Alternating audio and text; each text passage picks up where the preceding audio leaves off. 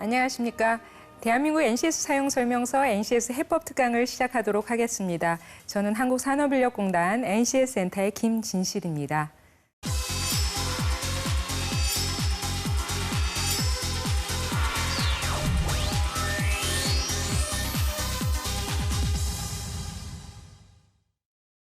지난 시간부터 우리가 구체적인 직무 수행 능력, 특히 총무 인사 쪽에서는 어떤 능력이 필요한지를 알아보았는데요. 오늘 이번 시간에도 계속적으로 어떻게 찾을 수 있는지 그것을 알아보도록 하겠습니다. 시작하겠습니다. 지난 시간에 이어서 이제 오늘도 총무 인사 쪽, 즉 대분류에서는 경영회계 사무, 그 안에서 중분류 총무 인사 쪽을 어떤 능력이 필요하고 어떤 지식기술 태도가 필요한지를 이제 알아볼 필요가 있습니다. 그러기 위해서는 하나하나 클릭하면 굉장히 구체적으로 들어가는데 큰 그림을 한번 이렇게 정리를 할 필요가 있으신 거예요. 그래서 총무 인사 쪽은 총무도 할 줄 알아야 되고 인사 조직도 할 줄 알아야 되고 사무 행정도 할 줄 알아야 되는 거죠. 구체적으로는 총무 안에서는 총무, 자산관리, 그다음에 비상기획을 할 줄 알아야 된다고 합니다. 그리고 구체적으로는 이런 일, 이런 능력 하면서 이제 나올 여러분들이 살펴볼 필요가 있죠. 근데 하나의 큰 표라던가 큰 그림을 좀 보기 위해서는 여러분들이 다 이렇게 정리를 하시면 더욱 도움이 되실 거예요. 그다음에 인사조직 쪽에서는 인사, 그다음에 이제 노무 관리는 어떻게 해야 할지, 그리고 사무행정 쪽은 뭐 비서 업무도 있고, 나중에 사무행정 쪽은 어떤 게 있는지를 이제 알아볼 필요가 있습니다. 그러면 예를 들어서 이게 하나하나를 구체적으로 알아보고 싶다 한다면 여기서는 총무, 여러분들이 이제 대분류가 있고 대분류는 01, 02 하면서 이 두 자리가 대분류를 얘기하는 거고요. 요 두 번째는 중분류를 의미를 합니다. 그리고 요 세 번째는 소분류고요. 요 네 번째 두 자리는 세분류예요. 세분류가 우리가 NCS 몇 개 개발됐다, 몇 개 개발됐다 하는 그 카운트의 기본입니다. 그래서 이 세분류 단위로 전체 내용이 지금 나오는데요. 세분류를 클릭을 하면 총무라는 것은 조직의 경영 목표를 효과적으로 달성하기 위해서 자산을 효율적으로 관리하기도 하고 뭐 이제 대내외적인 품격 유지를 하기 위해서 업무를 지원하는 그 일이다라고 구체적인 정의가 나와 있습니다. 그리고 총무를 하기 위해서 관련 자격들은 뭐가 있는지 이 환경 분석을 클릭하면 그 관련 자격을 검색을 할 수가 있어요. 보통 이제 경영 지도사라던가 이런 이제 경영 분야, 인사 쪽 업무를 하시는 분들이 이런 내용을 많이 배우죠. 그래서 무분별하게 자격을 쌓으려고 하지 마시고 관련된 자격을 쌓으시는 게 지금 NCS 채용, 온스펙 채용에 더욱 확실한 지름길이라고 생각을 합니다. 네, 그다음에 다음번에는 이제 구체적으로 클릭하시면 이 총무 일을 하기 위해서는 어떤 능력이 필요한지 이제 능력 단위별로 나와 있어요. 사업 계획도 수립할 줄 알아야 되고 실제 행사 지원 관리도 할 줄 알아야 되고 부동산 관리도 할 줄 알아야 되고 비품 관리, 차량 운영 관리, 용역 관리, 업무 지원 관리, 뭐 총무 문서 관리, 그다음에 복리 후생 지원, 총무 보안 업무 이런 관리를 한다고 하는데 이 옆에는 수준이 나와 있습니다. 수준. 이게 5수준짜리인지 몇 수준짜리인지 3수준짜리인지 2수준짜리 이런 게 나와 있어요. 사실은 우리가 NCS를 개발을 할 때 현장 전문가들께서 처음에 일할 사람들은 여기에 필요해. 그래서 1수준으로 놓고 그다음에 일의 숙련도에 따라서 2수준, 3수준, 4수준 거의 임원급은 이제 8수준까지 이렇게 수준을 나눴습니다. 그래서 여러분들이 만약에 지금 취업을 준비하는 취준생이라면 2수준, 3수준, 4수준 이제 신입사원으로서 필요한 그 능력을 볼 필요가 있어요. 전체를 지금 다 알아야 되겠고 내가 이걸 다 할 수 있고 이걸 준비해야겠다 괜히 부담 갖지 마시고 신입사원으로서 필요한 능력을 클릭해서 여기에는 이런 지식이 필요하구나 이런 기술이 필요하구나 이렇게 준비를 하실 필요가 있습니다. 하나를 한번 클릭을 해볼게요. 행사 지원 관리를 클릭을 하면 예를 들어서 이제 행사 지원 관리다. 행사 지원 관리라는 것은 조직에서 시행하는 그런 행사의 목적에 맞게끔 어떻게 계획을 수립하고 어떻게 이제 지원을 한다. 이제 이런 의미인데 이것을 하기 위해서는 내가 해야 할 행동은 이제 구체적으로 조직의 여건을 고려해서 연간 행사 계획을 수립할 줄 알아야 돼요. 이건 하나하나 행동으로 나타나야 됩니다. 그래서 이 사람이 일을 잘한다, 못한다 할 때 평가에 대한 기준이 될 수가 있는 거예요. 여기에는 수행 준거, 그러니까 영어로 하면 performance criteria, 그러니까 성과에 대한 기준이라고 할 수 있는데요. 우리가 교육을 받기 위해서는 사실 이런 거 하나하나가 학습 목표가 될 수가 있는 거고, 나중에 평가를 하기 위해서는 이 사람이 이것을 잘하는지 못하는지 5점 척도에서 판단하는 기준이 되는 거죠. 그러니까 이제 조직의 여건, 그러니까 행사 지원 관리라는 능력을 갖추기 위해서는 조직의 여건에 맞춰서 연간 행사 계획을 수립할 줄 알아야 되고, 그 수립된 연간 행사에 따라서 세부 운영안을 작성할 줄 알아야 되고, 그다음에 세부 운영안을 토대로 예산, 인력, 운영안을 수립할 줄 알아야 됩니다. 이런 것이 행동으로 나야 돼요. 근데 이런 행동이 하늘에서 뚝딱 떨어지는 게 아니라 이것을 하기 위해서 이런 지식도 있어야 되죠. 뭔가 기획하는 그 지식도 필요하고, 운영하는 거, 그리고 실제 시나리오를 작성하는 그런 지식이 필요하고요. 그리고 기술적인 부분은 일단 행사 진행했던 체험이 많은 사람이 좋습니다. 그러니까 무슨 동아리 활동 행사도 있고요. 아주 크고 작건 간에 사람들 모인 데서 본인이 그것을 진행했던 경험, 이런 부분을 자꾸 쌓은다면 그것이 나중에 자기소개서 아니면 면접 때 나는 이런 상황에서 이런 역할을 해서 행동은 이렇게 했고 결과는 어땠습니다라고 나올 수가 있는 거죠. 그리고 구체적으로 내가 이 지식이 없다 한다면 이 지식을 쌓으려면 어떤 교과가 필요하지 한번 찾아볼 필요가 있는 거고요. 만약에 이런 경험이 없으면 지금이라도 한번 이런 체험을 할 수 있도록 뭔가 스터디 그룹을 완성해서 만들어서 그 안에서 간접 경험이든 직접 경험이든 해볼 필요가 있는 겁니다.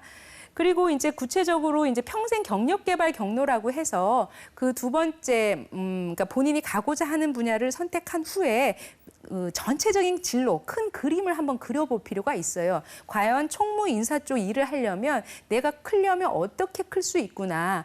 그러니까 이쪽에서는 사원, 주임, 그러니까 멋들어진 용어는 없습니다만은 총무 쪽의 사원, 인사팀의 사원, 그리고 주임, 대리, 과장, 차장, 부장 이런 식으로 이제 승진을 하는 거죠. 그 회사 조직에 맞는 직급 체계에 따라서 승진을 하는 거예요. 보통 이 파란색을 클릭을 하면 이와 관련된 능력 단위가 쭉 나와요. 즉, 총무 쪽에 이 수준의 사원으로 나는 입사하기 위해서는 어떤 능력이 필요하지라고 저 옆에 있는 능력 단위를 클릭하시면 총무 쪽에 이 수준의 사원이 되기 위해서는 비품 관리도 할 줄 알아야 되고 총무 문서 관리도 할 줄 알아야 된다라고 딱 옆에 클릭하면 나옵니다. 이것을 여러분들이 구체적으로 또 보셔서 나는 이런 지식, 기술, 태도가 필요하구나를 알 필요가 있어요. 그리고 만약에 파란색, 아까 다시 얘기했던 그 파란색 것을 클릭하면 요와 관련된 일자리 정보, 지금 우리 학생들은 사람을 안 뽑아, 기업이 없어, 내가 갈 곳이 없어라고 자꾸 얘기를 하는데 기업은 많아요. 근데 이제 본인이 원하는 곳 뭐 이런 게 이제 맞지 않아서 문제지. 근데 앞으로는 일 경험, 실제 일했던 경험을 갖고 자꾸 경력 개발을 할 필요가 있기 때문에 처음부터 완전히 완벽한 직업을 가져야겠다라고 생각하지 마시고 이 분야 일을 내가 끝까지 해야겠다 한다면 경험을 쌓으실 필요가 있는 거죠. 그래서 총무 쪽에 이 수준의 사원을 이제 그 사원과 관련된 이런 사람을 뽑는 일자리가 어디가 있는가 옆에 클릭을 해 보면 지금 저게 이제 워크넷이라고 국가가 운영하는 이제 일자리 정보 그거랑 연동을 시켜 놓은 겁니다. 그래서 클릭을 하시면 지금 현재 총무부 사원을 모집한대요. 어디서? 저런 회사에서 모집을 한대. 이것을 이제 이 www.work.go.kr 이거랑 연동됐습니다. 구체적으로 딱 클릭하면 얼마큼 급여 조건에 어떤 사람을 모집합니다라는 게 나와요. 근데 이것을 무조건 내가 가야겠다 이렇기보다는 이렇게 채용 공고가 많이 있구나. 갈 자리는 얼마든지 있구나. 비록 맞고 틀리고는 이제 나중에 결정할 문제지만 이렇게 정보를 얻는데 여러분들이 활용하시기 바랍니다.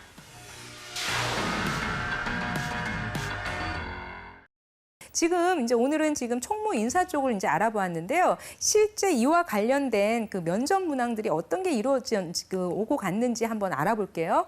우리가 총무 인사 관련해서 여러분들이 이제 뭐 이런 자동차 회사에서 만약에 여러분들 의견 중 자동화 시스템, 이 자동화 시스템이라는 것이 노조의 반감을 일으킬 수 있는데 어떻게 하겠느냐라는 면접 문항이라고 합니다.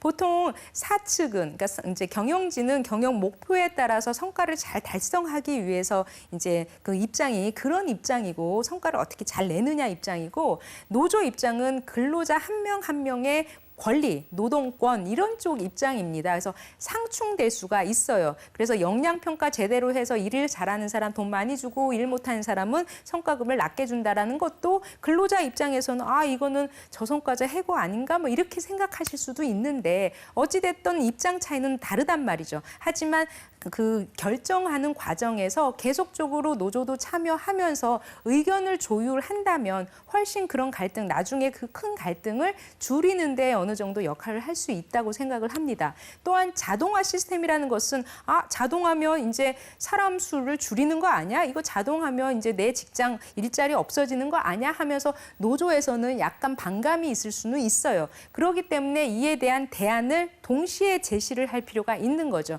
예를 들어서 이런 자동화 시스템이 우리 업무 효율에 어떻게 효과가 있고 우리 업무 성과에 이런 효과가 있지만 여러분들의 이제 고용의 질, 그러니까 여러분들이 이제 일자리가 불안하다 한다면 이것을 대체할 수 있는 직무가 이런 거고, 이 직무 능력이 없으면 교육 훈련을 한 3개월, 6개월 정도 이런 게 있고 이런 식으로 교육을 받으면 다른 업무를 할 수 있도록 지원을 하겠다. 이런 대안을 제시하면서 서로 협상할 수 있도록 할 필요가 있는 거예요. 그래서 그런 의견을 여러분들이 제시를 할 수 있을 것 같고요. 제가 뭐 사실은 정답을 얘기하고 이거는 아닙니다. 다양한 의견이 있을 수 있어요. 하지만 여러분들이 그동안 교과목을 들었고 아니면 다양한 경험, 간접 경험이든 직접 경험이든 그런 했던 것을 잘 활용해서 얘기를 할 필요가 있다는 거죠. 그리고 이제 만약에 유연근무제에 대해서는 어떻게 생각하느냐. 옛날에는 9시, 6시 딱 정확하게 이렇게 있다면 요즘에는 스마트 근무, 재택 근무, 유연근무, 나는 10시부터 퇴근해가지고 뭐 조금 뭐 월요일, 화요일은 일찍 퇴근하고 아니면 뭐 수요일, 목요일은 더 늦게 퇴근하겠다. 그러니까 유연하게 근무를 할 수 있는 이런 제도입니다. 일과 가정의 양립, 일도 잘하면서 가정 이제 저출산 고령화를 해소하기 위해서 자녀들을 많이 낳고 이걸 동시에 같이 하기 위해서는 유연 근무제를 하자, 뭐 이런 그 얘기인데, 만약 찬반 토론을 하자 그러면 찬성하는 입장에서는 왜 이거에 대한 장점, 어떤 게 장점이고 어떤 게 근로자들한테 권익을 보호하는 데 도움이 되고 나중에 조직 차원에서는 어떤 성과가 있는지를 정확하게 얘기할 필요가 있는 거고요. 반대 입장에서는 이것을 함으로써 조직에서 뭐 회의하기도 어렵고 누구는 늦게 출근하고 늦게 퇴근하기 때문에 조직의 결속력도 뭐 문제가 있을 수 있고 하면서 그 반대 이론을 계속 얘기를 할 필요가 있는 거예요. 그래서 각각 입장에 대해서 여기에 쏠리고 저기에 쏠리고 귀가 얇아가지고 이것도 맞는 것 같고 저것도 맞는 것 같다고 생각하지 마시고 본인이 입장을 확실하게 이제 굳혔다면 그에 대한 논리를 타당하게 얘기할 필요가 있습니다.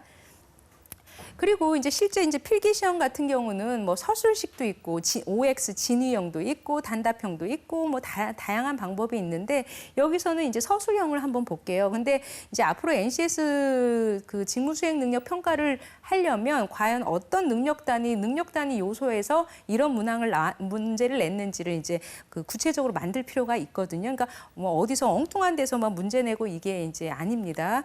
그러면 총무 보안 관리라는 그런 능력 단위에서 구체적으로 인적 보안 관리하는 그런 능력 단위 요소 안에서 이런 문제가 나왔대요. 예를 들어서 이제 인적 보안 관리를 위한 정기 점검 결과를 토대로 보안상의 문제점을 파악하고자 한대요. 근데 임직원, 내부 임직원, 외부 임직원들이 보안 상태 점검 방법에 대해서 각각 3가지를 쓰시오라고 합니다.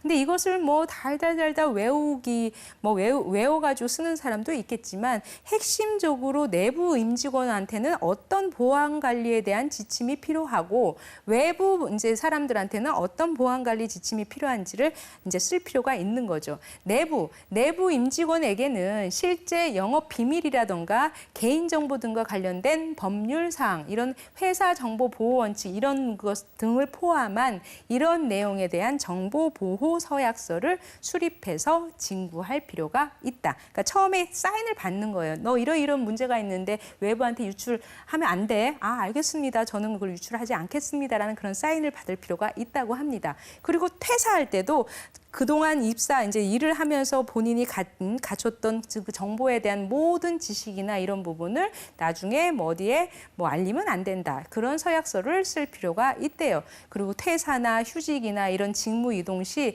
사무실 출입거나 옛날에는 여기는 그냥 아무런 꺼리낌 없이 이제 왔다 갔다 한다면 만약에 다른 업무를 했다 하면 이런 출입 권한도 약간 제한을 받을 수가 있는 거죠. 그리고 시스템 접근 권한 등을 잘 확인해서 회수를 할 필요가 있다. 이런 게 내부 임직원들을 위한 그런 보안 관리 지침이고요. 우리가 외부라는 것은 용역 관리, 무슨 아웃소싱, 위탁 관리 이렇게 하지 않습니까? 내부 직원뿐만 아니라 외부 사람들을 같이 조직에서 운영을 한단 말이죠. 그 외부자들도 보안에 대해서 철저하게 이제 잘 지켜야 될 필요가 있습니다. 이 외부자들은 예를 들어서 정보 기술 관련 이런 위탁을 하거나 정보 시스템 보호구역 접근, 보호구역 등에 대해서 접근을 허용한 외부자에 대해서 아까 얘기했듯이 나는 이런 보안을 철저히 지키겠습니다라는 정보 보호 이런 서약서를 진구할 필요가 있는 거고요. 또한 IT 업무 또는 정보 자신에 대한 접근하는 업무를 외부에 위탁할 때 계약서 또는 협약서 상에 이러한 사항에 대해서 필요하다고 하는 그런 보안 준수 사항을 반영할 필요가 있다. 등등입니다. 그래서 이 부분은 본인이 정보 보안과 관련된 지식을 잘 쌓았다 한다면 충분히 답변할 수 있는 부분이죠.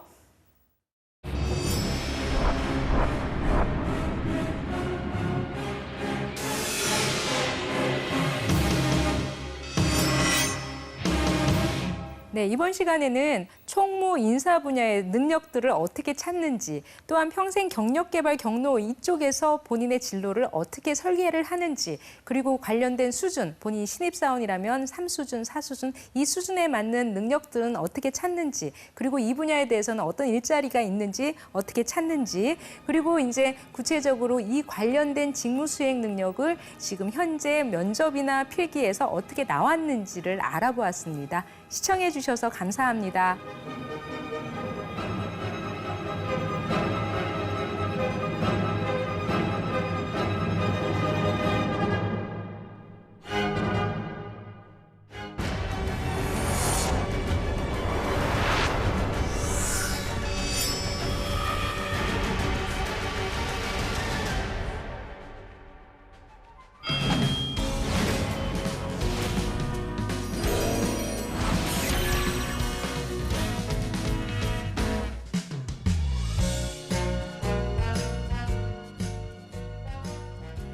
능력중심 사회를 만드는 선봉장, 대한민국 NCS 사용설명서. 안녕하세요. 여러분의 능력지원군 홍선혜입니다. 오늘 이 시간은요, 이 NCS 관련된 실전 취업 토크 나눠보는 시간입니다. 자, 함께 하실 두 분 소개해드리죠. 박재경 취업 컨설턴트 모셨습니다. 안녕하세요. 네, 안녕하십니까. 네, 반갑습니다. 안녕하세요. 네. 더 밸류업 컨설팅의 조희숙 대표님 나오셨어요. 안녕하세요. 네, 반갑습니다. 네, 반갑습니다. 스펙 너머 능력으로 NCS 실전 취업 토크. 오늘은요, NCS를 둘러싼 핫 이슈를 중심으로 이야기를 나눠보는 시간입니다. 먼저 오늘의 이슈 키워드부터 공개합니다.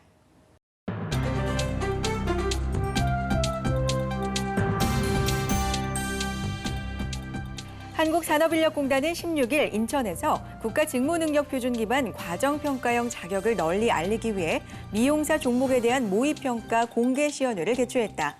이번 시연회는 현장 중심의 직업교육, 훈련 과정을 점검하기 위해 실기 문제를 최종 테스트하는 자리로 이날 공개될 미용사 종목의 평가 과제는 기존의 4개 과제에서 NCS 기반 및 현장 수요에 부합하도록 두피 관리 및 샴푸 등 2과제가 추가된 총 6개 과제로 구성됐으며 채점 항목도 다양화해 수험자의 객관적인 능력 평가가 가능하도록 개선됐다. 정부는 과정평가형 자격 운영을 통해 NCS 기반의 다양한 평가 방법을 활용하면 현장과 직업교육, 훈련, 자격을 연계해 현장에서 필요로 하는 실무형 인재를 육성할 수 있을 것으로 기대하고 있다.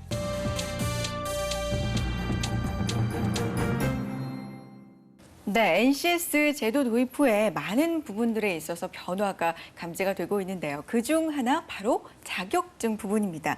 직무 중심의 인재를 뽑고 현장에 바로 투입할 수 있는 인재를 뽑을 수 있도록 이 자격증 과정이 많이 신설이 되고 있는데 NCS와 연계된 자격증에 대한 이야기 오늘 자세하게 나눠보도록 합니다. 자, 먼저 박재경 컨설턴트께 질문을 좀 드릴게요. 그간 스펙 경쟁이다.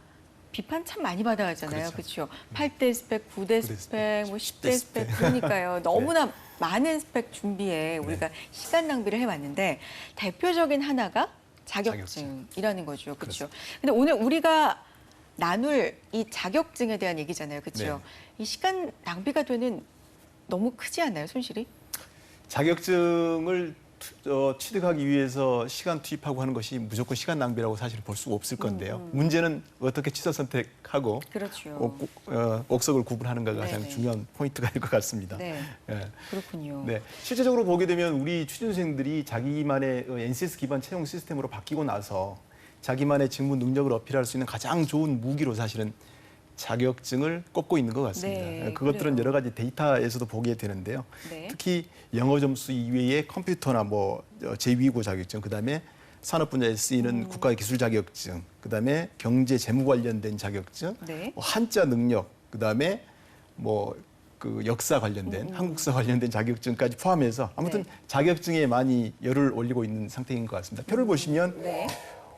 계열을 망라해서 우리가 생각할 때 자격증 하면 공학계통, 기술직 계통에서만 학생들이 자격증을 취득하기 위해서 노력을 많이 한 것처럼 보여지는데 이채로운 것은 공학계통이 인당 평균 2.8개 정도의 자격증을 취득하는 데 비해서 인문계통은 2.96, 더 높지요. 그러네요. 특히 사회 계열 같은 경우는 3.02로 해서 오히려 더 자격증에 목을 메고 있는 그런 상황 같아요. 아마 이거는 그 직무 특성에 기인하지 않는가 싶습니다. 네. 특히 이제 뭐 기술 계통 같으면 전기면 전기, 특정화된 국가 기술 자격을 취득하면 그게 곧 본인의 능력치로 인정이 되는데 네. 인문 사회 계통, 뭐 경영 지원 직무인 경우에는 사실은 관련된 부분을 어필할 수 있을 만한 그런 무기들이 많지 않기 때문에 그래서 취준생들이 자격증에 올인을 하고 있는 그런 듯이 보여지고요. 네. 근데 이제 문제는 국가기술 자격증은 국가가 공인하는 그런 자격이기 때문에 어떻게 해서든지 소용이 되고요. 통용이 되고 인정이 되는데 문제는 민간 자격증이 문제가 되는 것 같아요. 네.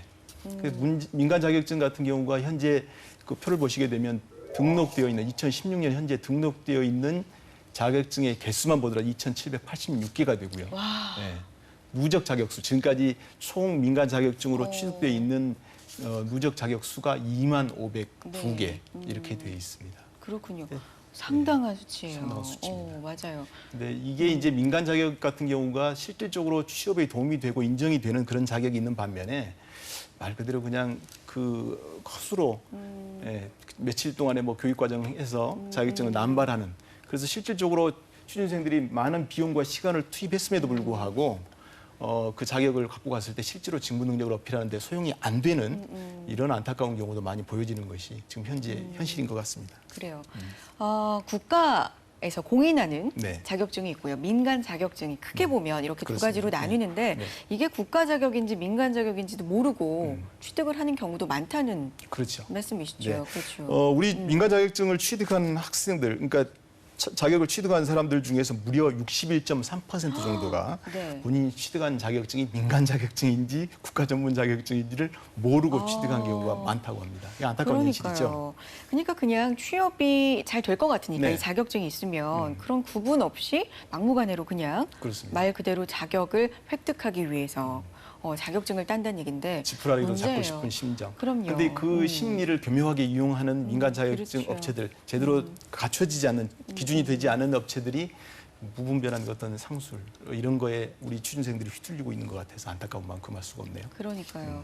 정말 나빠요. 그런 걸 이용하는 그런 맞습니다. 마음을 너무나 간절한 그 마음을 이용하는 건 좀 나쁘다. 뭐 이런 생각이 드는데 사실 공무원 시험이나 각종 시험에서 이 자격증이 있으면 좀 가산점이라고 하나요? 네. 그런 걸 더 주겠다. 이런 얘기들이 많으니까 몰리는 거잖아요. 그렇죠. 그렇죠. 이런 거에 대해서 어떻게 보세요? 실질적으로 그 일반적인 그러니까 특히 공무원 시험이나 공사 같은 경우에서는 이제 컴퓨터 관련 자격증이나 정보 처리 관련 자격증이 적게는 0.5점, 많게는 1점 정도의 가산점을 부여받고 있는 게 현실이거든요. 네. 그러다 보니까 너나 없이 다 이 자격증을 위한 자격증 취득을 위한 자격증 공부를 하고 있는 상황입니다. 근데 여기서 우리가 눈여겨봐야 될 건 뭐냐면 사실은 OA 계통 관련된 거라든지 정보 처리, 뭐 PC 활용 능력 같은 경우는 이미 우리 취준생들이 기본적인 수준 이상에 올라가 있거든요. 그렇죠. 굳이 자격증을 따지 않는다 하더라도 문제될 게 없습니다. 맞아요. 근데 이제 이런 것들이 아직까지도 그 과거의 것들이 관행처럼 넘어오고 있는 부분인데 그래서 이제 정부에서 인사혁신처에서 발표를 한 게 있습니다. 그래서 이 가산점 제도는 단계적으로 폐지를 할 걸로 일단 입법 예고가 되어 있는 그런 상황이거든요. 그래서 아마 아직 실행은 안 되고 계획대로 된다면 있는데. 2017년 정도 기존에 이제 따놓고 있는 네네. 사람들에 대한 유예 조항을 줘야 되니까 2017년 이후부터는 폐지한다는 그런 움직임이 있는 것 같습니다. 계획대로 된다면요. 네. 네. 그렇군요. 현재 상황까지 지금 짚어봤는데 NCS 취지 자체가 불필요한 무분별하게 스펙을 쌓는데 시간을 낭비하고 돈을 낭비하고 열정과 에너지를 쏟는 거를 좀 막자 이런 거잖아요. 그러다 보니까 온 스펙이 되니까요. 그렇죠. 무분별하게 따던 자격증 NCS가 도입되면 좀 사라지지 않을까 이런 생각 드는데요. 네. 어떻게 보세요? 일단은 그 무분별한 자격증은 조금 사라질 수 있는데 이제 필요한 자격증을 제대로 딸 수 있는 길은 만들어진 것 같습니다. 네. 근데 중요한 거는 이 자격증을 준비하는데 NCS로 바뀌면 뭐 자격 준비하기 되게 쉽지 않을까라는 생각을 한다면 네.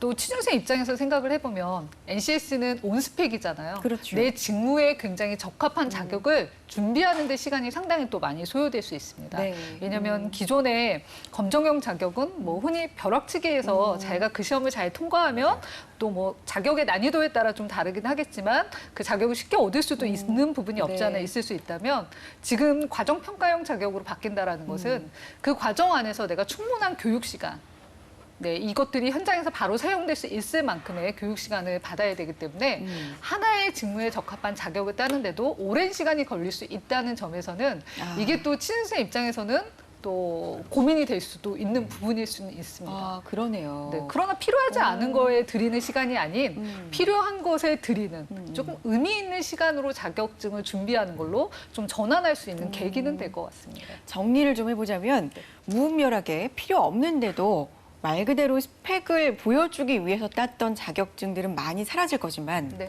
온스펙적인 자격증은 오히려 따는 데 시간을 더 네, 많이 걸릴 수도 투자를 있다. 해야 되고 그럴 수도 있다. 시간이 더 걸릴 수도 있다. 뭐 이렇게 지금 예측을 해주셨는데 지금 말씀 중에 네. 검정형이라는 게 나왔고요. 네, 네. 과정평가형이라는 게 나왔다는 거죠. 네, 네. 그렇죠. NCS는 그러면 NCS 자격증이라고 한다면 이 중에서 어떤 곳에 어떤 네. 쪽에 속할까요? NCS 자격을 한마디로 얘기하면 이거는 이제 과정 평가형 자격이라고 말씀을 드릴 수 있는데요. 네. 그 NCS에 기반해서 일정 요건들을 좀 충족하게 되는 뭐 교육 과정들을 이수하고 나면요.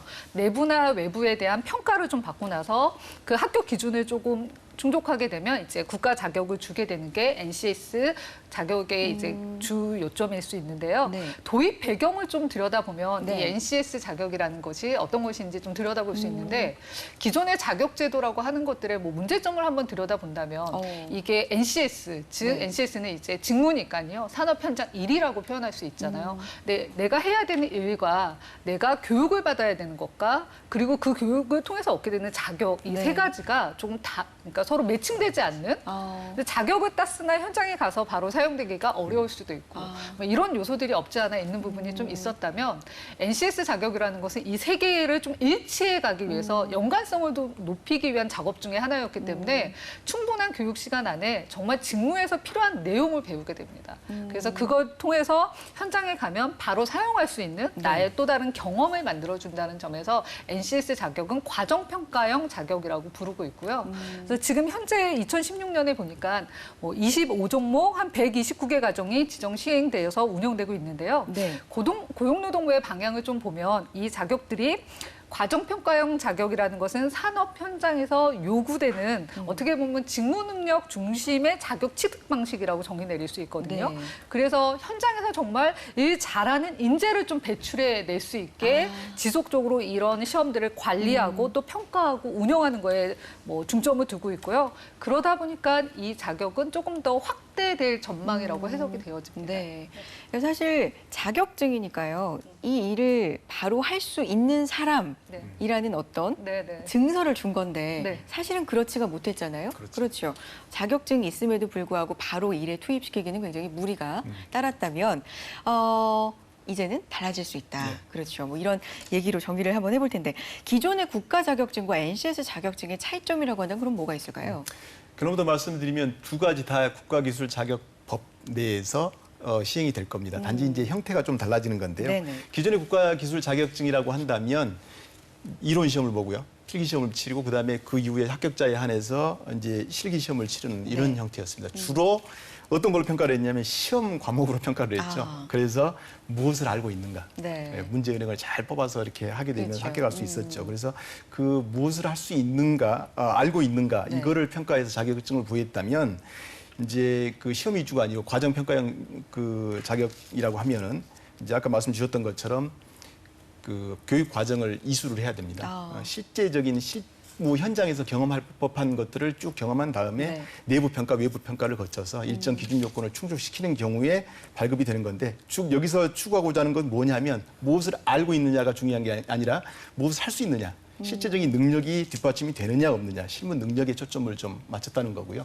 그러다 보니까 자격증의 기재 사항이나 이런 것도 조금 달라질 것 같아요. 어떤 거냐면 과거에는 뭐 예를 들면 전기기사 자격증, 기사 1급 뭐 이렇게 네네네. 이렇게 나왔겠죠. 아니면 산업기사, 아니면 기능사, 뭐 기술사 이렇게 나갔겠지만 이제 바뀐 내용은 어떻게 되냐면 어느 훈련 기관에서 얼마만큼의 기간 동안 이 직무 관련된 내용을 받았고 그다음에 이제 직무 능력 단위 우리가 NCS 기본 단위라고 하는 거 있죠. 직무 능력 단위가 기재되도록 돼 있고요.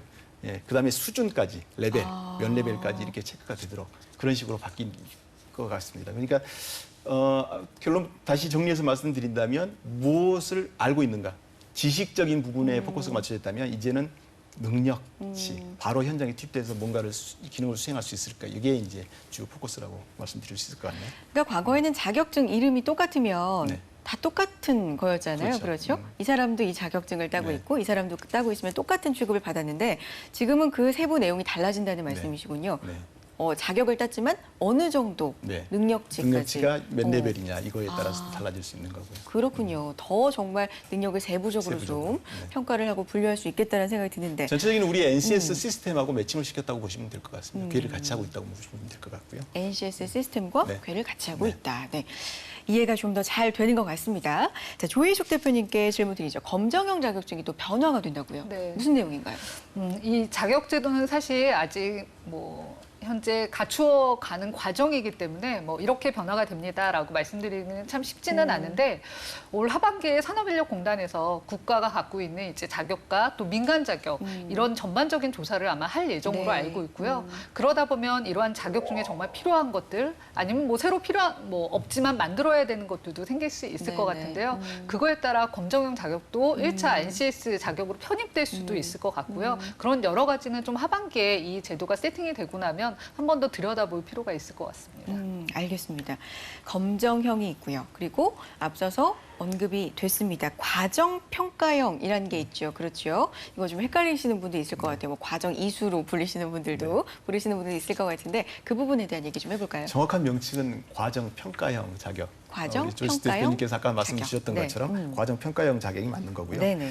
기존의 국가기술 자격증이 필기 시험이 제일 주 핵심 포인트였습니다. 그래서 그렇죠. 문제집 한 권 갖다 놓고 열심히 잘 풀어서 하게 되면 좋은 점수를 받고 합격을 할 수 있는 그런 부분이었다면 벼락치기로도 됐어요. 벼락치기로 가능했죠. 그렇게 되는데 이제는 진짜로 그 일을 할 수 있는 사람에게만 부여가 된다. 그리고 그레이드에 따라서 달라진다는 그런 부분이고요. 네. 그래서 NCS 직무능력 표준에 따라서 설계된 교육 과정, 그 능력 개발 과정에 그 편입이 되어 있는 그런 거고요. 그 과정에서 체계적으로 이수한 일정 절대적인 시간이 필요합니다. 그래서 그 시간 동안 체계적으로 교육을 이수한 사람이 아까 말씀드렸던 것처럼 내외부의 평가, 내외부의 평가를 거쳐서 일정 기준이 되어야 통과가 되고요. 거기에 따라서 해당되는 그레이드별로 자격을 부여받게 되는데 이 기술 자격 제도는 지난해 5월 20일 날 최초 시행이 돼서 되고 있습니다. 한 1년 1개월 정도, 1년이 좀 넘었는데 과거에는 그러니까 아까도 말씀하신 문제은행식, 그렇죠? 단시간에 정말 벼락치기로 소위 공부를 해도 가능했다면 이제는 정말 그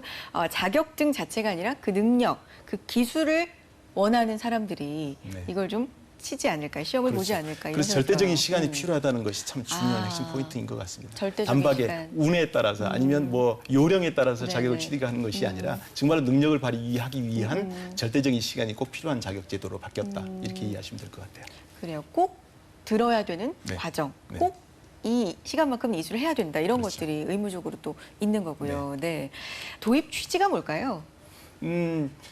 NCS 도입 취지하고 사실은 같은 맥을 같이 한다고 보시면 될 것 역시나, 같아요. 네. 역시 우리가 지금 대학 졸업하고 전공을 몇 년 동안 했지만 실제로 들어가서 산업 현장에 들어가 보면 본인이 갖고 있던 그 능력치나 이런 것들을 다시 개발해야 되지 않습니까? 맞아요. 해당되는 기업에 맞게끔 네. 그때부터 다시 시작돼야 되고 그게 이제 실질적으로 채용된 우리 구직자들이 성과를 발휘할 정도가 되려면 최소한 몇 년 이상이 소요되는 절대적인 기간이 필요한 것처럼 네. 그런 그 불합리한 것들, 비능률적인, 비경제적인 부분들이 발생되기 때문에 그런 것들을 줄여보기 위한 취지, 그 취지에서 자격제도의 변경이 왔었다 이렇게 이해하시면 될 것 같아요. 그래요. 검정형 자격하고 과정평가형 자격을 그러면 지금 표로 나오고 있는데요. 이 부분 좀 설명을 해주시죠. 지금 아까 개략적으로 말씀드렸던 내용을 네네. 이제 표로 간단하게 정리를 해봤습니다. 네. 관련 근거는 같은 법이에요. 우리가 이제 그 자격 체계라고 한다면 자격증이 발부되는 것이 국가기술자격법에 의한 자격증이 하나 있고요. 네. 그다음에 국가 전문 자격이라고 해서 뭐 변호사, 공인노무사 개별법에 의해서 시행이 되는 그 자격이 하나 있고 그다음에 민간 자격증이 있게 되는데 여기서 얘기하는 것은 산업인력공단에 시행하는 국가기술자격법 똑같은 기준에 의해서 실시가 되는 거고요. 검정형 자격 같은 경우는 자격이 그냥 따로 요건을 두질 않습니다. 그냥 뭐 학력이나 경력 요건. 이를테면 기사 자격을 따기 위해서는 산업기사에서 몇 년 동안 실무 경력이 있어야 딸 수 있다. 뭐 이런 기준만 충족되게 되면 아무나 취득할 수 있었는데 네. 과정형 평가인 경우에는 아까 말씀드렸던 것처럼 특정 훈련 과정을 이수를 해야 됩니다. 절대적인 시간. 그래서 대신 뭐 학력 기준이라든지 뭐 이런 것들에 대한 구체적인 자격 그 요건을 두지는 않고 있고요. 네. 평가 내용 자체가 무엇을 알고 있는가. 문제은행식의 출제 형태였다 그러면 실습이나 이런 것들이 실제로 능력을 발휘할 수 있는 무엇을 할 수 있는가를 평가하는 내용으로 좀 바뀌었다는 부분이고요. 그다음에 재평가에 대한 부분. 검정형 자격 같은 경우는 한 번 시험에서 떨어지면 다시 시험을 쳐야 되거든요. 네, 그렇죠. 패자 부활이 안 됐었습니다. 근데 이제 그 과정 평가형 자격에서는 40% 미만자에 대해서 한 번에 한해서는 재평가의 기회가 부여되는 이런 형태가 되고 있고요. 그다음에 이제 검정형 자격 같은 경우는 산업인력공단에서 시행하고 하는 거기 때문에 대부분 과정 자체를 그냥 위임해놓고 별도로 정부 부처에서 뭐 관리 감독하거나 과정 모니터링을 하지 않았었는데 네. 과정 평가형 자격은 민간에 위탁을 주어서 그 특정 훈련 프로그램을 이수하면 자격이 부여되는 거기 때문에 단위 과정이 제대로 이행이 되고 있는지 제대로 계획한 대로 시행이 되고 있는지를 계속적으로 모니터링 하도록 되어 있습니다. 합격 기준이 이제 60점 이상이면 됐던 것이 조금 더 상향돼서 아까 우리 조 대표님께서 말씀하셨던 것처럼 조금 더 시간이 필요하고 따는데 어려울 수도 있다 이런 네. 말씀을 주셨던 거 그런 거고요. 가장 특징적으로 우리가 형태적으로 볼 수 있는 것은 눈에 보이는 것이 자격증 기재 항목들이 좀 바뀌었다. 네. 기존에는 자격 종목하고 합격일만 기재가 됐다면 이제는 교육의 명칭과 훈련 기관에서 어떤 기간 동안 얼마 동안 네. 시간을 얼마만큼 했고 능력 단위에서 그레이드가 어떻게 되고 이런 것까지가 기재가 될 수 있도록 바뀌었다는 것이 크게 바뀐 점이라고 할 수 있겠습니다. 그래요. 검정형 자격, 과정평가형 자격 이렇게 또 정리를 쭉 네. 간략하게 해봤습니다. 이해가 됩니다. 네, 이렇게 바뀌는구나 느낌이 오는데 그런데 문제가 있어요, 대표님. 바뀌니까 이전에 국가 자격증 땄던 사람들 그럼 내 자격증은 이제 쓸모가 없어지나 하는 생각할 수 있죠. 어떻게 됩니까? 뭐 현재로서는 아직 어떻게 보면 바뀌는 시기이기 때문에 네. 기존의 자격이나 이런 것들이 뭐 필요가 없다라고 단언하기는 아닌 것 같고요. 네, 네. 다만 이제 과정 평가형 자격 같은 교육이나 이런 것들을 듣는다라고 해서 그 기존의 국가기술 자격을 취득한 사람한테 자격을 드릴 수는 없을 것 같습니다. 왜냐하면 이거는 국가기술 자격 법령에 따라서 이중적으로 자격을 취득할 수는 없기 때문에. 근데 다만 앞서 설명드렸듯이 네. 이게 왜 시간이 오래 걸리는지를 들여다보면 네. 그 평가라고 하는 것들을 기존에는 내가 알고 있으면 좋은 지식을 그렇죠. 이게 현장에서 사용될지는 잘 모르겠어 어디까지 알아야 될지도 잘 모르잖아요. 네, 네. 근데 여기는 능력 단위별로 문항이 출제가 됩니다. 그렇다는 것은 능력 단위는 우리 지난번에 말씀드렸듯이 세 분류 안에서 내가 가고자 하는 직무를 정했다면 그 안에 필요한 능력 단위가 있잖아요. 네. 그 능력 단위별로 이것들을 알아야 될 것들이 정리되어 있기 때문에 매우 현장에서 그대로 직무로 사용할 수 있다는 점에서는 교육만으로도 굉장히 뭐 현장 적용도를 높일 수 있는 효과가 있고요. 다만 시기적으로 이제 지금은 이제 두 개가 병행되고 있는 시기다 보니 조금 고민이 되는 부분들이 취준생 입장에서는 분명히 있을 것 같고요. 네네. 이건 앞서 말씀드린 대로 좀 하반기에 정리가 되고 나면 한 번 더 저희가 명확하게 안내를 좀 드릴 수 있을 것 같습니다. 네. 지금은 변하고 있는 과정 중이고요. 그러다 보니까 아직은 좀 혼재가 되어서 좀 쓰이고 있는데 완벽하게 다 또 정리가 되고 마무리가 되면 한 번 더 저희가 명확하게 알려드리도록 하겠습니다. NCS 기반 자격증에 대해서 또 궁금하신 점들을 질문해 오신 분들이 있어서 저희가 좀 정리를 해봤거든요. 이 부분 한번 살펴보시고 답을 해주셨으면 좋겠는데요. 자, 먼저 보죠. NCS 기반 자격증에 대한 질문입니다. 제가 한번 읽어보죠. 저는 30대 여자입니다. 지금 미용학원을 알아보고 있습니다. 요즘 NCS라는 제도가 도입이 되고 있다는데 NCS가 실무 위주의 수업으로 현장에서 인정이 된다고 하더라고요. 나이도 있고 여자이기도 하고 정말 배워서 바로 창업을 하거나 일을 하고 싶은데 NCS 자격증이 실무에 정말로 도움이 되는 건지 사이트에 들어가서 글을 읽어도 도통 무슨 말인지 모르겠네요. 늦게 시작하는 만큼 실무에 나가서 완벽하게 하고 싶은데 NCS를 하면 정말 도움이 되는지 알려주세요. 이렇게 보내주셨습니다. 저희가 이제 고민을 듣고 한번 재구성을 해봤는데 앞서서 이슈로 저희가 알려드렸던 기사도 미용 관련됐었거든요. 마침 또 미용학원 알아보고 있는 여성분의 질문입니다. 어떻게 답을 해주시겠어요? 결론적으로 말씀드리면 필요합니다. 예, 도움이 되실 것 같아요. 네네. 근데 이제 우리가 이제 미용을 포함해서 그쪽 분야에 이미용 분야의 기술 자격을 취득하고 어떻게 취업하고 현장에서 어떻게 활용이 되는가를 우리가 잘 꼼꼼히 따져볼 필요가 있는데요. 네. 이 미용 같은 경우는 일단 기술 자격을 땁니다. 뭐 학원을 다닌다거나 아니면 뭐 본인이 독학을 해서 따든지 간에 따게 되죠.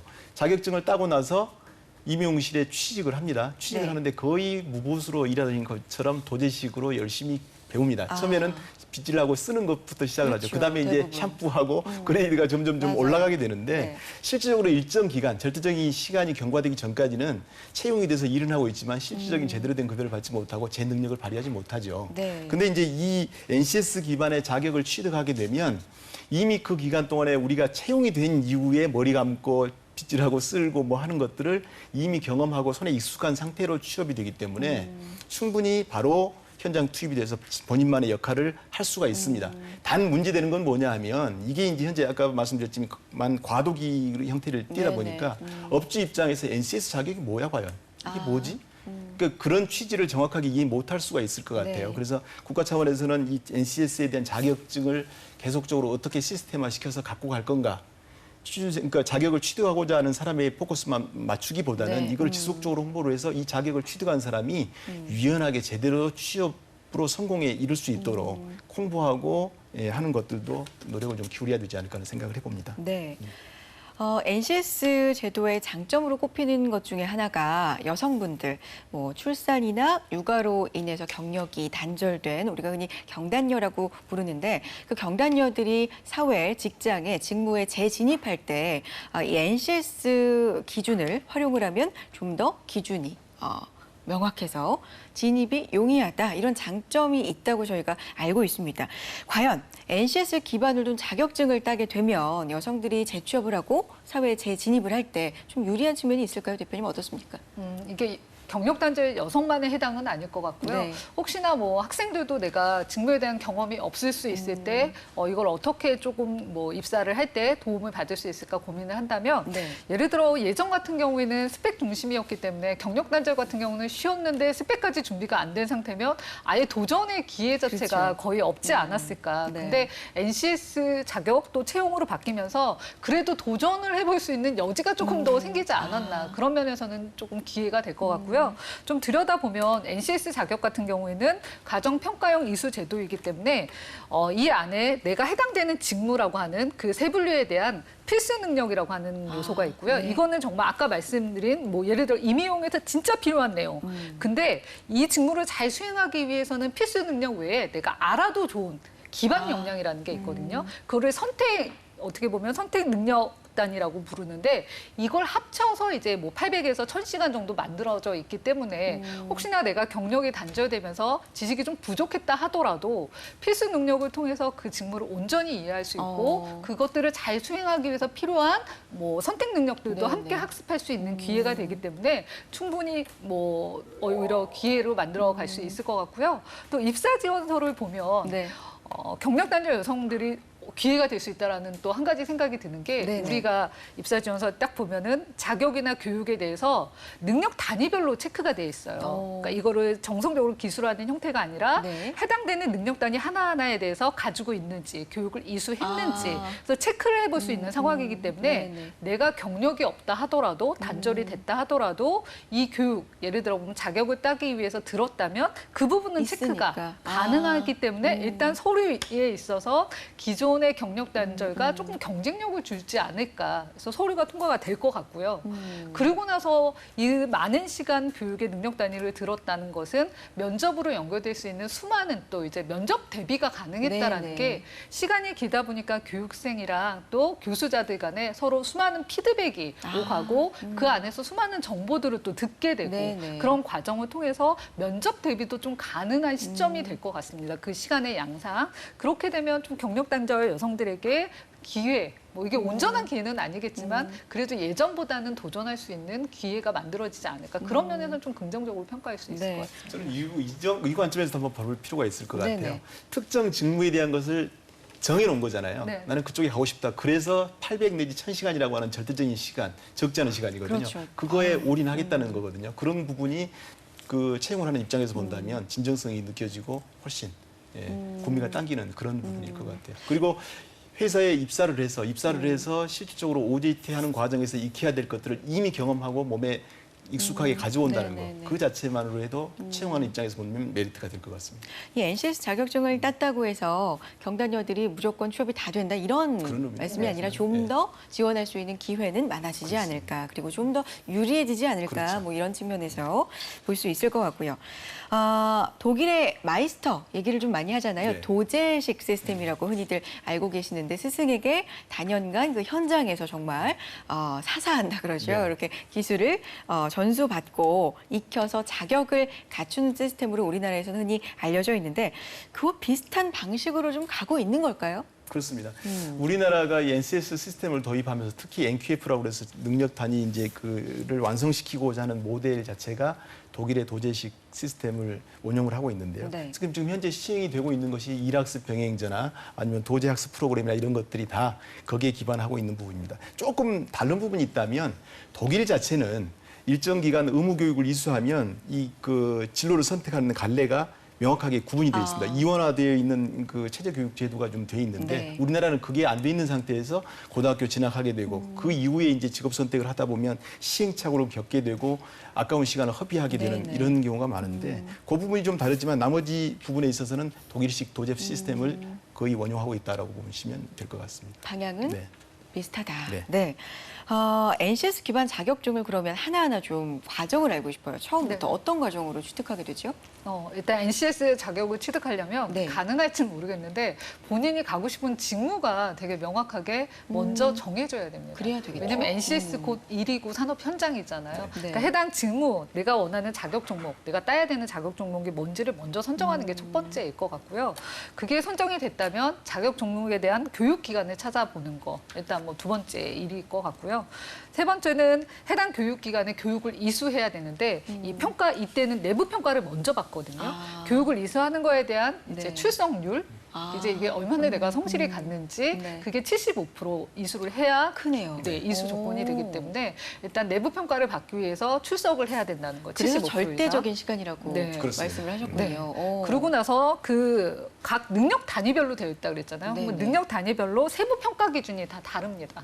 그러면 그거에 따라 내부 평가가 완료가 되어야 되고 그게 끝나고 나면 이제 외부 평가를 받게 됩니다. 이 외부 평가가 끝나게 되면 근데 다만 걱정하시는 부분 중에 하나가 너무 내용이 많지 않을까라는 취준생들의 고민이 있을 텐데 그렇죠. 외부 평가에서는 필수 능력 단위만 평가를 받습니다. 그러니까 선택 그래요? 능력은 빠지기 때문에 네. 시간에 있어서 배운 것 중에 이제 핵심 직무에 대해서만 평가를 받기 때문에 그런 면에서는 조금 그나마 네, 어떻게 보면 노력에 좀 집중할 수 있고요. 그렇게 외부 평가를 다 받고 나면 이제 내 외부 평가한 것들을 1대1로 합산해서 80점 이상이 되면 이제 합격을 하게 되는 구조이고요. 그리고 앞서 말씀드린 대로 뭐 자격증명에 내가 어떠한 능력 단위를 이수받았는지가 명확히 표시되니까 네. 어떤 자격증 땄다라고 얘기하는 것보다 나 어떤 일을 할 수 있어라고 아, 충분히 그렇죠. 자격증이 대신 설명을 해주는 거죠. 그런 면에 있어서는 뭐 프로세스가 조금 더 기존의 자격 제도 대비 뭐 복잡해질 수 있다고 느낄 수 있겠지만 나중에 그 자격이 주는 설명력이 훨씬 더 높아질 수 있기 때문에 양과 질에 있어서 훨씬 더 잘 준비가 되어지는 과정인 것 같습니다. 이 자격증이 있으면 이 일을 할 수 있다.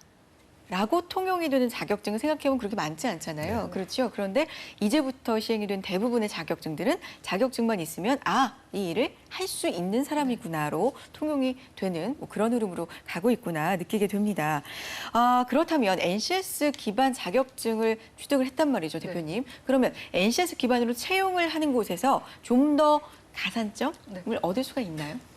그게 기관마다 기준이 조금 다를 수 있을 것 같은데 네. 실제로 면접을 해보면 어떻게 표현해야 될지 모르겠지만 관련된 자격들을 능력 단위별로 충분히 가지고 있다라고 보여진다면 그래도 이 직무를 잘 하기 위한 준비가 되어 있다 정도로는 충분히 긍정적으로 평가를 받을 수 있을 것 네, 같고요. 기관에 따라서는 어떠한 자격을 필수적으로 이수해야 된다라고 이미 공고문에 나가는 경우도 있기 때문에 네. 그러한 필수 자격 같은 경우는 당연히 이수를 했을 때 훨씬 더 가산점이 만들어질 수 있다는 점에서는 네. 채용에 도움이 될 수 있다라고 말씀드릴 수 있습니다. 그렇군요. 자격증이 있으면 정말 이 사람은 시험에 통과한 사람이구나지 정말 이 일을 할 수 있는 사람이구나는 여태까지는 그게 문제였죠. 아니었는데 네. 그렇죠. NCS 기반 자격증이 이런 거구나 느낄 수가 있는데요. 제가 뉴스를 보다 보니까요. 이 호텔 카지노 최초의 NCS 기반 자격증이 있더라고요. 좀 깜짝 놀랐는데 카지노 운영관리사라는 자격시험을 국내 최초로 또 유치를 한 걸로 알고 있습니다. 요거 좀 알아볼까요? 좀 재밌기도 했어요. 네. 카지노 운영하면 그렇죠. 우리나라에 그 카지노 관련된 학과가 개설되어 있는 학교들이 네, 참 네, 많습니다. 네. 그래서 거기가 아주 인기 학과이죠. 뭐 구체적으로 카지노가 개설되어 있는 게 정선의 카지노나 뭐 이런 쪽에 이제 전국적으로 네. 외인 취입하는 것과 국내인이 같이 들어갈 수 있는 곳이 네, 공도에 네. 있는데 그쪽에서 카지노 이제 딜러로서 일할 수 있는 그런 것들을 모아서 거기에 대한 능력 단위를 NCS 기반으로 해서 모아서 자격을 발부한다 이렇게 이해를 하시면 될 것 같은데 그게 네. 이제 카지노 운영 관리사라고 하는 부분인데 이제 카지노 딜러에게 주어지는 겁니다. 네, 네. 이게 국제적인 게임 규칙에 의해서 게임을 진행하는 사람으로 정의가 돼 있고요.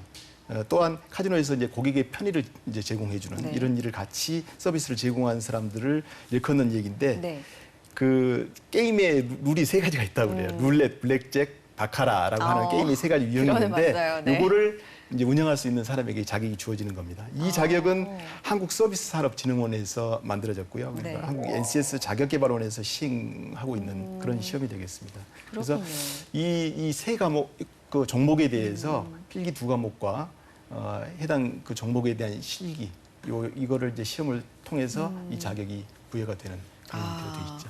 그러니까 카지노랑 NCS가 이제 만나서 결합을 했다는 거죠. 카지노를 운영하고 서비스를 할 수 있는 사람한테 NCS 기반의 자격증을 이제 준다는 그런 얘기인데 이런 카지노 운영관리사 같은 NCS 기반 자격증 지금 현재 어떤 것들이 있나요? 이제 그 카지노 운영 관리사라고 하는 그런 쪽과 관련된 것들이 이제 과정평가형 아까 설명 주셨던 그런 유형이 될 텐데요. 과정평가형 기술 자격으로 현재 이제 그 산업인력관리공단에서 제시된 부분이 기계산업 설계기사를 포함해서 30개 종목 정도가 돼 있고요. 그다음에 이제 이거 이외에 지금 신직업 자격이라고 해서 앞으로 이제 구현해 가고자 하는 능력도 안별로 구현해 가고자 하는 것이 총 24개 분야에 598개가 네. 이쪽으로 이제 진행이 될 예정입니다. 이거에 대한 그 구체적인 정보들을 조금 자세한 정보를 원하시면 큐넷이라고 하는 산업인력관리공단에서 운영하는 사이트가 있습니다. 그런 쪽에 가보시면 자격에 관련된 운영이라든지 뭐 시험 시행 세칙이라든지 이런 것들이 구체적으로 나와 있기 때문에 네. 이거를 활용하시면 도움이 많이 되실 것 같네요. 그렇군요.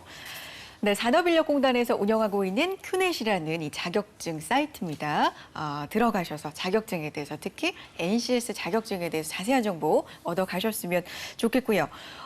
자격증 또한 NCS 능력 중심으로 가고 있구나. 오늘 그걸 좀 느낄 수가 있는 시간이었습니다. 어떻게 앞으로 준비를 하면 좋을지 마지막으로 조언 한 말씀씩 부탁드릴게요. 네. 네. 자격증이 참 어마무시하게 많습니다. 그래요. 그래서 또 그 우리 취준생들의 절박한 심정을 이용해서 이 잘못된 상원들이 판을 치고 있는 상황인 것 같은데 중요한 것은 우리 취준생들이 오로지 직무, 능력 이런 쪽에 대한 관념을 명확하게 머릿속에 좀 가지시는 게 필요할 것 같고요. 네. 남들이 이것저것 취득한다고 해서 무조건 취득할 게 아니라 내가 구체적으로 나의 직무에 대한 프로세스를 어떻게 설계해 가야 되겠다는 그런 밑그림을 좀 그리신 다음에 네. 거기에 도움이 될까 안 될까를 따져본 다음에 취득하시는 게 좋을 것 같고요. 특히 민간 자격증에 대해서는 조금 더 철두철미하게 해야 될 것 같습니다. 그분들 홍보하는 사람들이 대부분 좀 과장돼서 과대 광고를 하게 되거든요. 네. 그래서 그런 것들보다는 실제적으로 도움이 될 수 있는지 우리 이제 NCS 그 공공기관 같은 경우는 제시해주는 직무에 필요한 능력들을 제시해주지 않습니까? 네네. 거기에 대한 것들을 좀 꼼꼼하게 보실 필요가 있고 특히 민간 자격증 같은 경우는 아까 말씀드렸던 큐넷과 네. 한국직업능력개발원 사이트가 있습니다. 그쪽에 들어가셔 보시면 민간 자격증이 국가로부터 인정되는 게 있는지 없는지 그 내용들을 쭉 보실 수가 있고요. 특히 이제 그 NCS 관련된 자격증을 취득하기 위해서는 네. 직업전문학교나 폴리텍의 그 시스템들 네, 이런 쪽을 네. 활용해 보시는 것도 도움이 많이 되실 것 같습니다. 그다음에 이제 나는 뭐 학제와 상관없이 네. 고등학교든 대학교든 상관없이 경단자나 이런 분들은 일학습 병행제라고 하는 시스템을 이용해 보시는 것도 이제 먼저 선취업을 해서 자격을 따가는 거죠. 네. 그런 것도 운영이 되고 있으니까 한번 활용해 보시는 것도 도움이 될 것 같습니다. 자격을 따고 취업을 한다는 개념이 아니라 네. 일을 시작하면서 배우면서 자격을 얻는다. 뭐 네. 그런 개념인 것 같은데 NCS 자격 준비 그럼 구체적으로 어떻게 하면 좋을지 마지막으로 정리 말씀해 주시죠.